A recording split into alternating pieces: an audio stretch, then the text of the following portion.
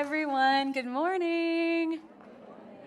So as Tina mentioned, I am a writer and an executive coach, but a more important aspect of my personality that I want to talk about today is my identity as a Buddhist and as a spiritual person. So we're going to start with a story that I learned when I was studying Buddhism. It starts in 1968 outside of Big Sur, California, where Shunryu Suzuki was talking to a group of students, and one of those students raised his hand and said, "Suzuki Roshi, I love your work so much. I have been listening to you for years, but I have to admit, I don't understand what you're saying. Can you please explain Buddhism to me in a nutshell? Just distill it into one sentence." And everyone in the audience laughed because, of course, this is hilarious and ridiculous. This idea that you could take this 2,500-year-old tradition with so much depth and meaning and reduce it to a handful of words. But Suzuki was unfazed. He very calmly turned to the student and he said just 2 words: "Everything changes." That's it. Everything changes. And then he moved on to the next question. And this, everything changes, this is the fundamental nature of our universe that we live in.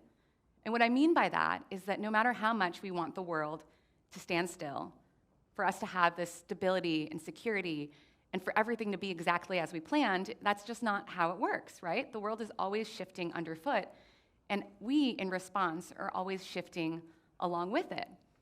And what's very interesting to note here is that there's more change, uncertainty, and unknown than ever before. Think about when Shunryu Suzuki was giving that talk in 1968 and compare that to life 20 years later in the 80s, right? Of course, the fashion, the music, culture is all different, but the daily experience of being an American, of waking up, having breakfast, going to work, coming home and having leisure time, wasn't really that much different. And think about you here right now in 2024 and consider what life was like 20 years ago. How stark, right? The way that you go to work, the way that you work, the technology you use, how you spend your free time is completely different. And so what that means is that we have to adapt to that and adjust to that. And I want all of us to sort of experience what this means in our individual lives now. So if everyone can stand up and do an exercise with me, just to model this out for everyone, that'd be great. Okay, so I want you to stay standing, just keep standing, don't sit down yet. Stay standing if in the past couple of years you read something in the news where you were like, "This is completely unbelievable, I cannot believe this headline, this is insane." Okay, that's everyone, okay. That's ridiculous. Okay, keep standing if a close friend or family member, someone who you know really, really well, actually surprised you with something that they did. You're like, "Wow, I was not seeing that, I didn't see that coming." Okay. Stay standing if a significant financial expense that you did not anticipate popped up. Okay, we're in New York. This happens every day. We walk outside, we're like, "Where's my $100? It's gone." Okay. Stay standing if you've learned a new skill or technology. Great. Stay standing if you've changed a habit or behavior. Very good. Stay standing if you had a major change in your personal life. Mine is right there. It's a baby. She's right. I guess she's not here. She disappeared. She was crying. Okay. And then stay standing if you have had a major change in your professional life. Okay. And everyone is still standing, by the way. Stay standing if you have felt uncertain about job security. Stay standing if you thought seriously about changing or quitting your career. Okay. People are like not just standing, but jumping up and down also. And then stay standing if you felt unsure about what the future looks like for you.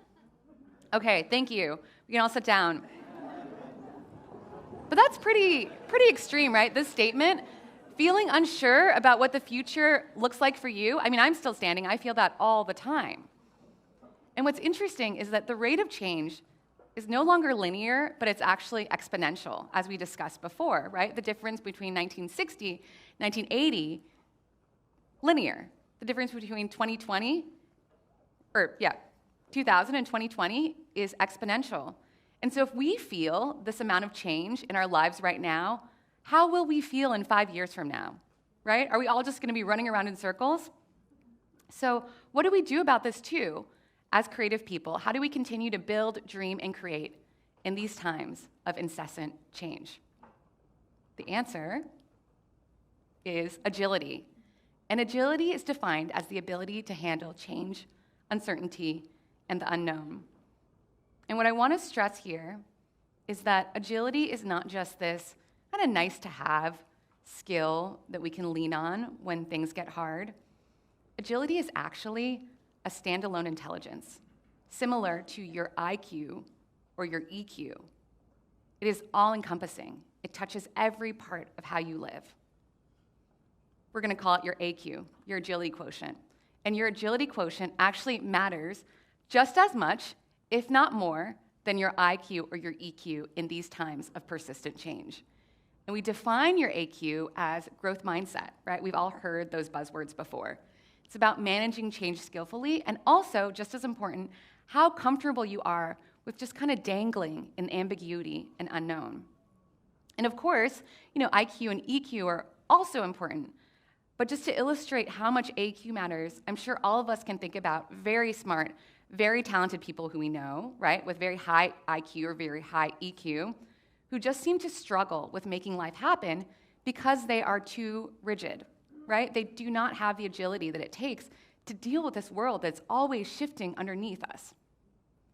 I am one of those people. I struggle with this all the time, and I want to tell you a story that illustrates the interplay between these three intelligences.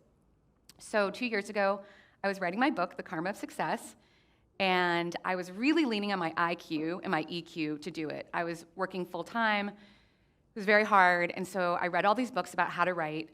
I read all these books about deep work, productivity, and focus, and I got so organized. I basically was like, okay, I'm going to work all day. I'm going to time block all my meetings. I'm going to put focus time on my calendar. I'm going to listen to brain supportive music, and I'm going to go, go, go. Work, write, sleep, read more books. And it kind of worked, right? I also had a good EQ situation going.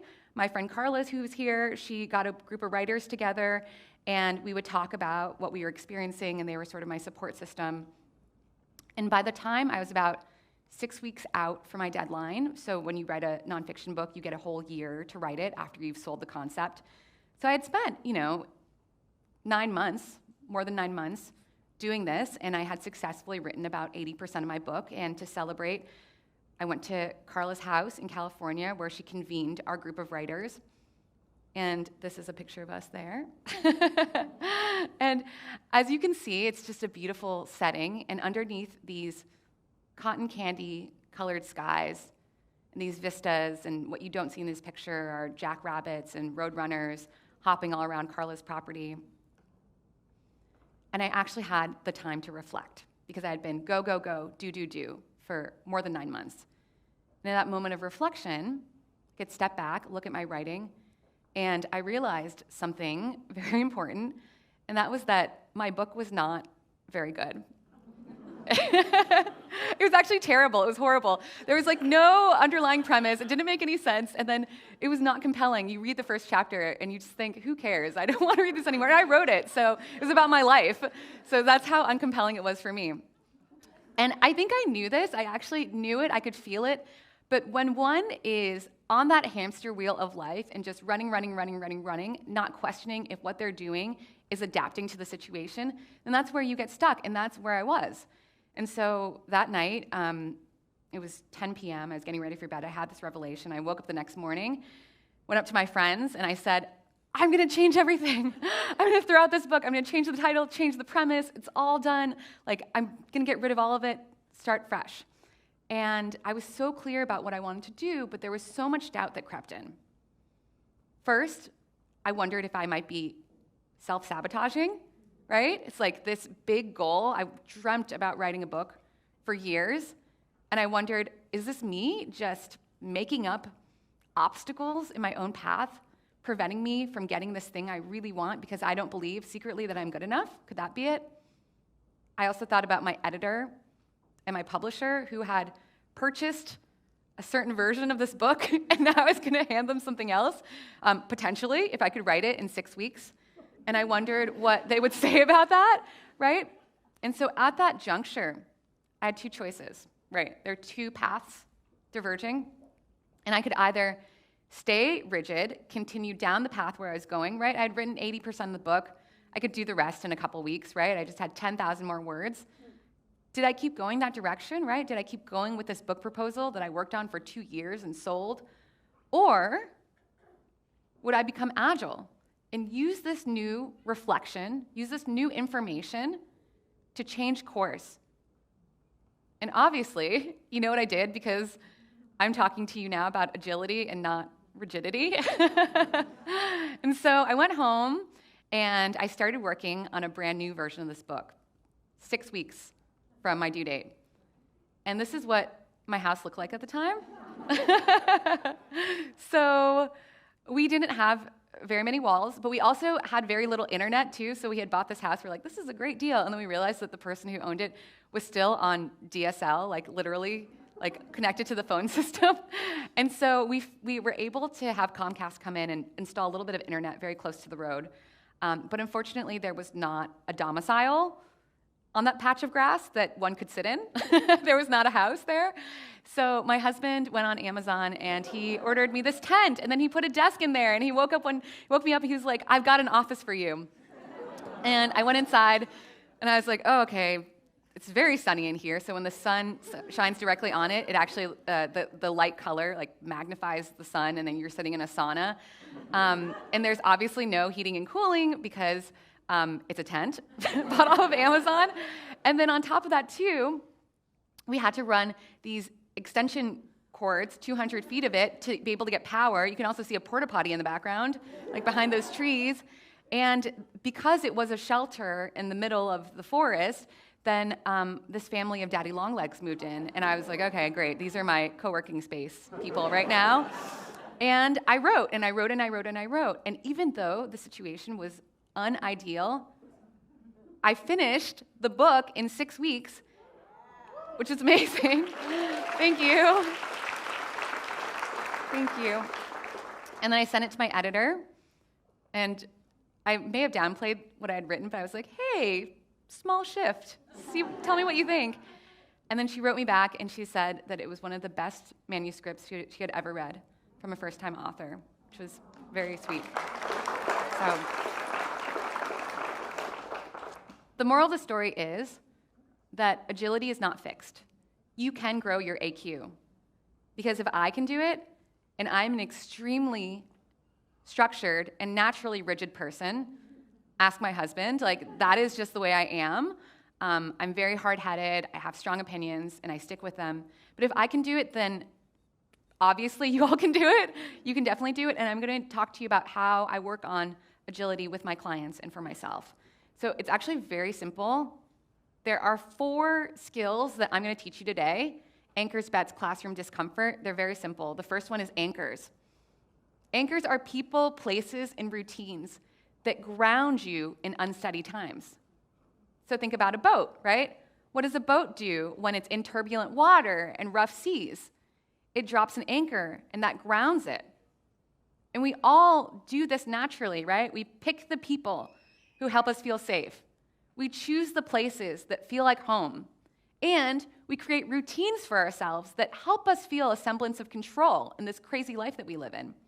But the issue is that when things get all wild and everything is changing and uncertain, we sometimes forget to do this, right? We drop our anchors, we forget about them, and we lose track of our people and places and routines, and sometimes we withdraw. And so this skill is about simple awareness and recognizing, hey, actually, in these unsteady times, maybe I need to balance out all this turbulence with some grounding. When I was writing this book, I obviously had my people. I had my husband who got this tent for me. I had my friends, Carla, and the people who were in that writing group with me. I had the place.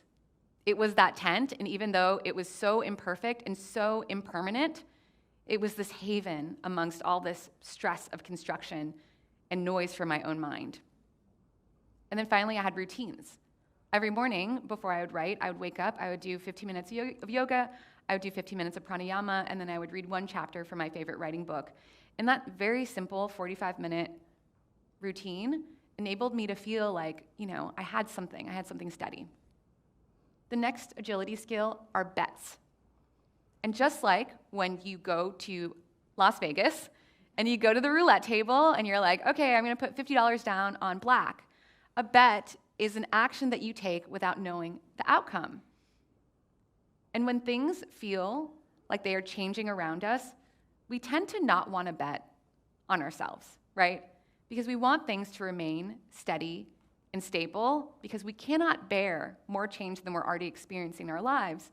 But actually, what we need to do is the opposite, because bets are actions, and actions propel us forward. And so the only way to move through change is to keep betting on yourself so that you can move to the other side.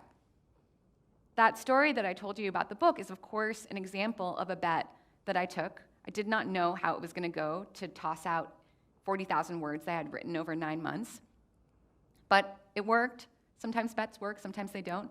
But bets can even feel as simple as being in a meeting, and you're not certain about what you're about to say, right? Or you're not sure what the reaction will be if you speak up, but you do it anyway, right? So bets, big and small, we can take them every day, and we should.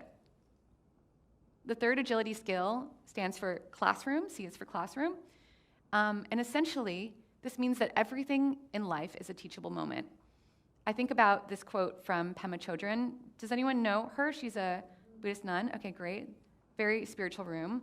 So Pema Chodron said something that I think about all the time, and she said, "Nothing goes away until it teaches us what we need to know." Nothing goes away until it teaches us what we need to know.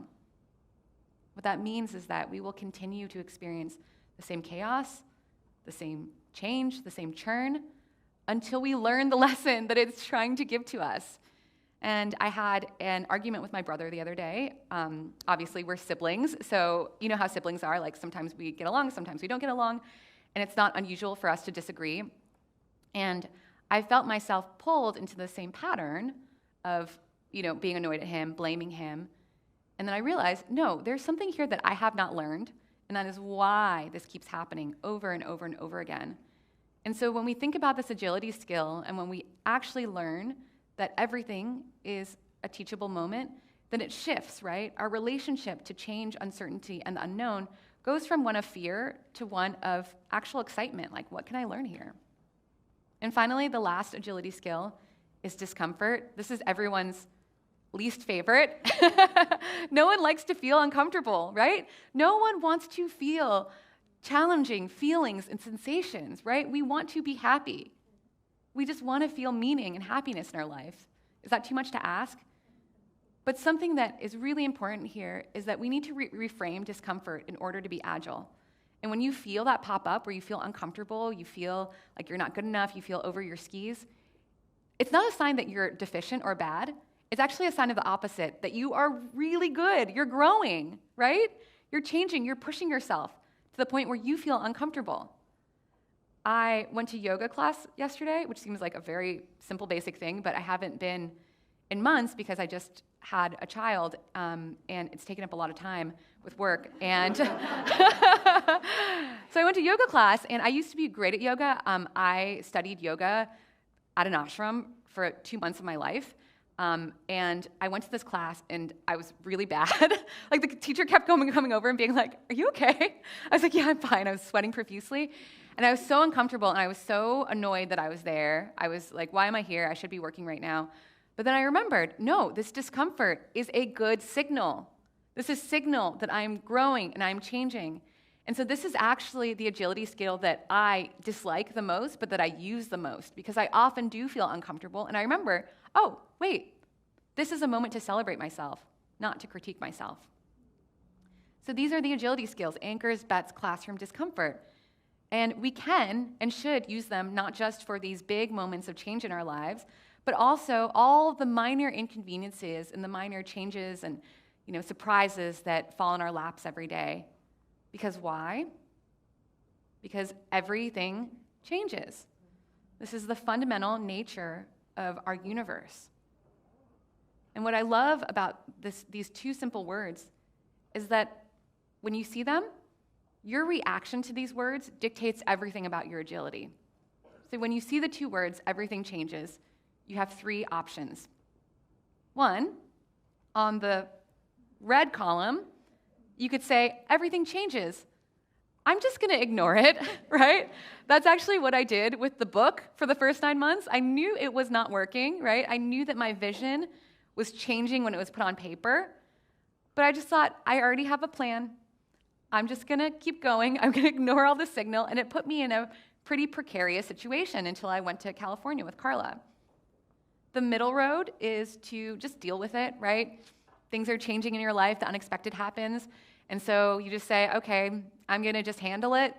I'm going to problem solve my way through this, but I'm not going to enjoy it. I'm going to complain about it, and it's not going to be fun, right? I do that a lot. And then the final path, the one that we're talking about today, is embracing it, right? You see that everything is changing. There is so much unknown, so much uncertainty, so much ambiguity, and you just accept it. Say, this is great. Let's go. So let's all practice together now, shifting into this mindset of everything changes and I embrace it. So I'm going to count to 3, and then after I say 3, I want everyone to say together with me, everything changes, okay? 1, 2, 3. Everything changes. Beautiful. Okay, now we're going to do the same thing, but we're going to say everything changes and I embrace it. 1, 2, 3. Everything changes and I embrace it. Perfect. Okay, so now we're going to do the last one. And you're going to say, I love change. And change loves me. Okay, 1, 2, 3. I love change and change loves me. Yay. Okay, thank you. That's all I got. Thank you very much. We're going to do a Q&A.